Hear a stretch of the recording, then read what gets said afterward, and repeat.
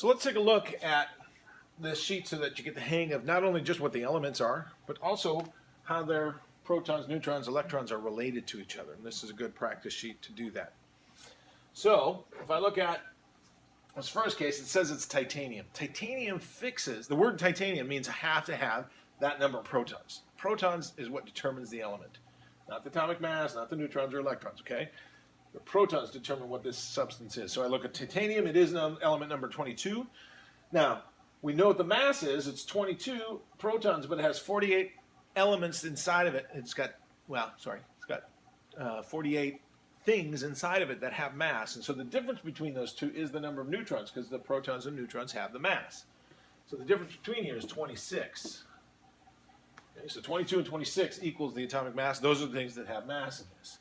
Also, I know that I have 22 protons, but I have 2 of them that are uncovered. 2 protons are positive. They're showing their charge. So I have everything but 2 of these covered. In other words, 20 electrons give that 2 protons ability to shine through. That's what shows up as a charge. And the last thing is that the charge over there is given in that upper right position. That's where you would see charge. That's where you'd mark it, but that's what the charge is going to be. Now, when I look at this case, in this second one, it's number 10. If I look up number 10 on the periodic table, it's neon. So I'll know that automatically right away based on the protons. Don't worry about the neutrons or the atomic mass, just the protons. I know what the neutrons are going to, I know what the atomic mass is because I know the protons and the neutrons, so it's the sum of these two ends up being here. And that's 20 atomic mass.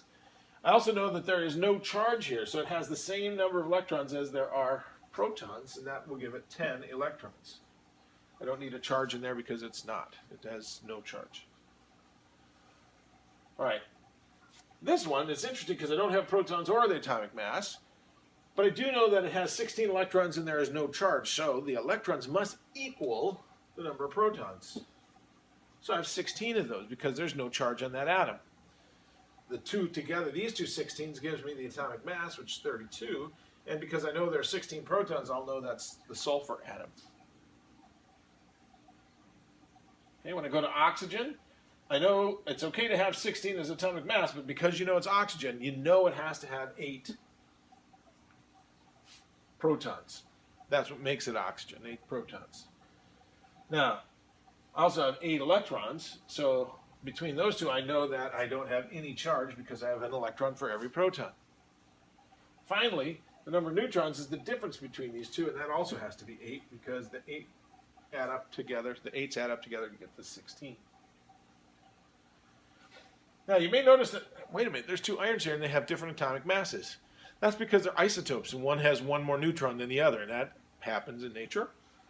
So, iron, when we look at this on the periodic table, has, let me just look real quick.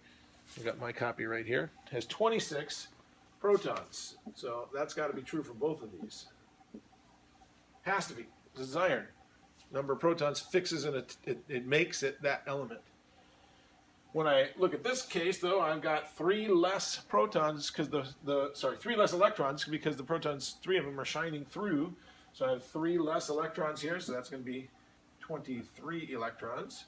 This one's not charged, so it has the same number of electrons. That's 26. Okay, so I've dealt with the charges.